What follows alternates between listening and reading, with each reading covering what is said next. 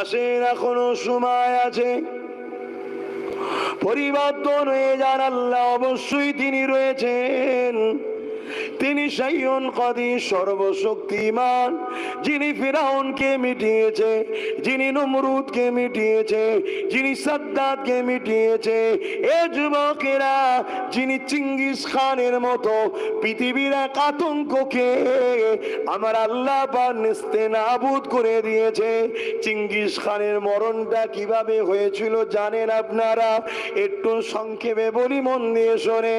চিঙ্গিস খান বাগদাদের উপরে হামলা করেছিল, পুরো বাগদাদকে উজাড় করেছিল। এ যুবকেরা, বাগদাদের মাদ্রাসা গুলোকে ভেঙে দিয়েছিল, বাগদাদের লাইব্রেরি গুলোকে পুড়িয়ে দিয়েছিল। আজকে আমার দেশও সেই চিঙ্গিস খানের উত্তরসূরিরাই আমাদের মাদ্রাসার নামে কেস করছে, আমাদের মাদ্রাসাকে বুলডোজার দিয়ে ভাঙছে, আমাদের মাদ্রাসা গুলোকে মিটিয়ে দিচ্ছে। কিন্তু মনে রাখবেন, আজকে চিঙ্গিস খানের উত্তরসূরিরা এতটা সাহস পাচ্ছে, এর পিছনে আমাদের গাদ্দার মুনাফে মুসলমান আছে। মানতে পারছেন আপনারা? এইটাকে খেয়াল করুন, সব উত্তর পাবেন। চিঙ্গিস খান ওই সময় বাগদাদে গিয়ে বিশাল আতঙ্ক তৈরি করেছে, আগুন ধরিয়ে দিচ্ছে, মসজিদ মাদ্রাসা লাইব্রেরি গুলোকে সব আগুনে পুড়িয়ে দিতে লেগেছে।